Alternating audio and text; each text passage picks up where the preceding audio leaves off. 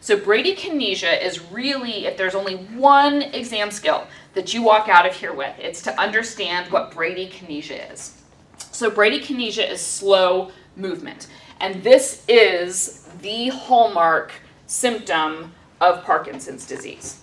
People think about the tremor because it's more obvious visually, but tremor is actually only there in about 50 to 60% of people with the diagnosis of Parkinson's disease. You can have Parkinson's disease and never have tremor. You don't have to have it, so it's not the hallmark symptom. The slowness of movement is, and this is because when you take dopamine out of the brain or when the dopamine neurons aren't functioning, the go, no-go system in the brain, it's sort of like driving a car with your foot on the brake and not on the gas, right?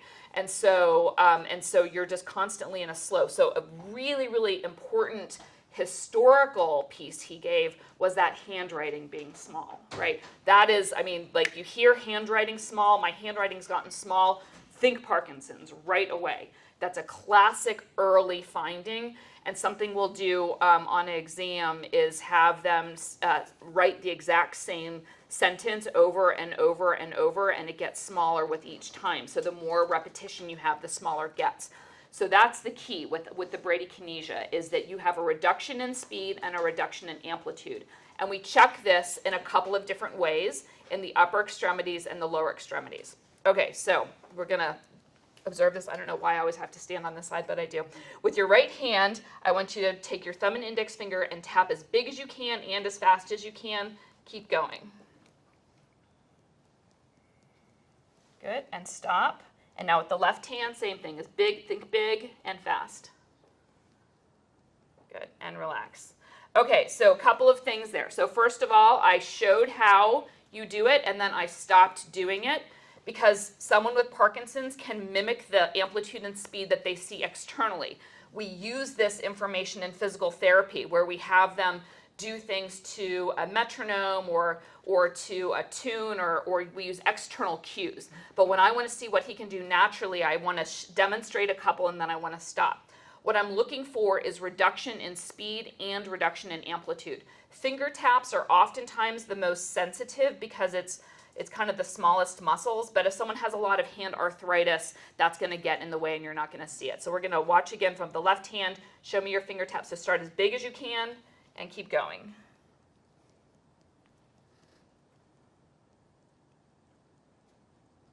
Very good. You can stop. So you notice that you had a reduction in the amplitude. He got a little faster when he got small, but then tried to get it back in big.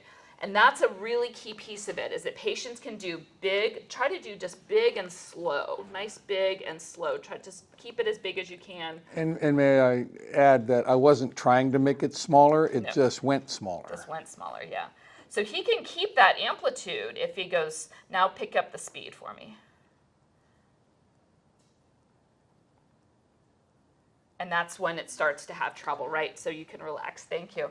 So people can go really small and fast, or they can go big and slow. So you have to start off with the big, and then if the patient is saying kind of keeping it kind of slow so they can keep control over it, I'll ask them to pick up the pace a little bit, and that's when you see it break down. So if there's one thing you do the finger taps. It's a really simple exam. It's a very classic finding, and if someone doesn't have arthritis in their hands or another reason, they should be able to do 10 to 20 taps without any fatigue and be able to do that pretty well, maintaining a high amplitude. But if they do have some hand arthritis, we have a couple of other tools that we can use. So we can do fist open close with the right hand. Start with the fist, open all the way, open close, and keep going as fast as you can.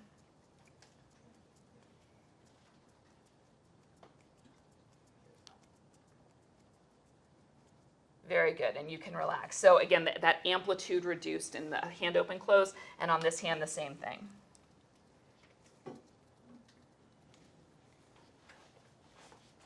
Good, you can relax. So even though there's far less tremor on this side, I can still catch that bradykinesia on the left side. Okay, but it's a little bit worse on the right side. We can also do pronation, supination. So put your hand out in front like that, palm all the way up, all the way down, all the way up, all the way down, and keep going for me. Up, down, up, down.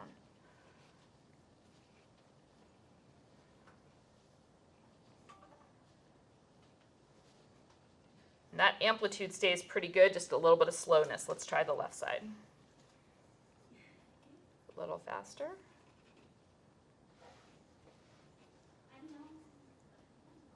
And that one's pretty good. You can relax. So someone who has a lot of shoulder problems is going to have problems with this one. And a lot of, older individuals do have shoulder problems. You can do it lower like this, but you don't get as good of an exam. This is a harder one to do. But if someone's has shoulder issues, you can always drop it down to here, but you won't get quite as good of exam findings there. So those are the 3 that we do in the upper extremity. If you only do one, the finger taps is your most sensitive one. We also have a couple that we do with the lower extremity. I'm actually going to have you scooch forward a little bit for me. Want me to stand? Sit back a little bit, Okay. because what I want you to do is put your foot flat on the ground there. Okay. There you go. And with the right foot, Yeah. I want you to just tap your toes.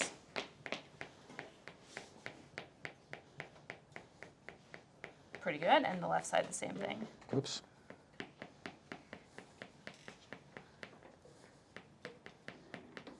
And those look great. There was just a little bit of that pause on the left side, but overall pretty good.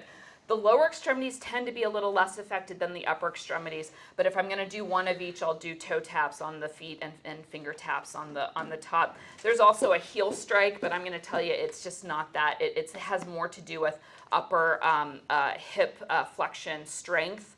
And so you don't tend to see that early on. And later in disease, if people can't do the toe taps, we'll do the hip movement, but early on, that one isn't going to help you that much. So, okay, so go ahead and sit all the way back here again. So that's the bradykinesia exam. I'm also observing facial expression, eye blank, how much someone has just natural movement. All of that is part of bradykinesia, but the most critical one on the exam is really looking for that decrement in speed and amplitude, particularly with the finger taps. If you see that, that is Parkinsonism, period. You're done. Now, is it Parkinson's disease or not? That's a lot more complicated. There's actually multiple different things that can cause Parkinsonism, but at least you've narrowed yourself down. This person has Parkinsonism, at least, and probably should see a neurologist.